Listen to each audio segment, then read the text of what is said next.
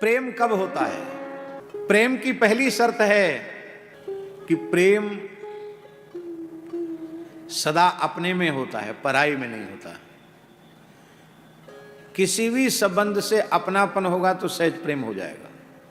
तो एक तो अपने में प्रेम होता है, संत हमारे अपने हैं, ठाकुर जी हमारे अपने हैं। अच्छा, अपना कौन और पराया कौन?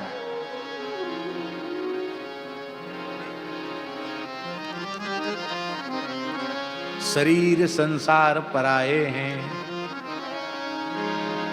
क्योंकि पराया वह है जो कभी साथ न रहे। शरीर संसार कभी साथ रहते नहीं और भगवान कभी साथ छोड़ते नहीं। स्वामी जी कहते थे कि नहीं, भगवान कभी साथ छोड़ते नहीं, भगवान अपने हैं। शरीर संसार कभी साथ रहा नहीं, रहता नहीं, रहेगा नहीं, इसलिए शरीर संसार पराया है। पर व्यासी ये बोध कैसे होता है कि भगवान अपने हैं, संत अपने हैं? ये बिना कथा सुने बोध नहीं होता है। बिना कथा कीर्तन के ये बोध नहीं होता कि भगवान अपने हैं, संत अपने हैं, इनमें अपनापन नहीं होता। इसलिए कथा सुनना जरूरी है। एक तो अपनेपन, अपनापन जहां होता वहां प्रेम होता है। कथा सुनने से भगवान में अपनेपन का बोध होता है। दूसरा, निष्प्रभावी व्यक्ति से प्रेम नहीं होता। जिस व्यक्ति का कुछ भी प्रभाव नहीं है, वो चाहे जितना अच्छा हो, उस व्यक्ति से, संसार की स्थिति यही है, उससे प्रेम नहीं होता।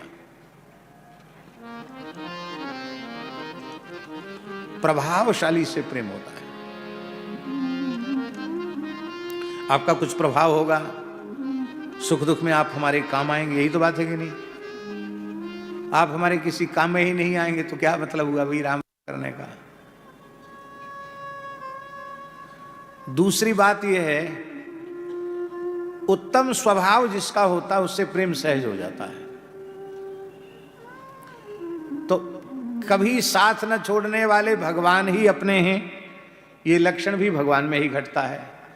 और भगवान के जैसा प्रभाव भी भगवान का ही है, और भगवान के जैसा स्वभाव भी भगवान का है। इसलिए ये तीनों लक्षण भगवान में हैं, इसलिए भगवान ही हमारे अपने हैं। भगवान से बड़ा प्रभाव किसी का नहीं। अर्जुन कहते न त्वत्समोस्त्यभ्यधिकः कुतोऽन्यः। आपकी बराबरी का ही कोई नहीं है तो आपसे अधिक कोई होगा कैसे? माई मेरे श्याम लग्यो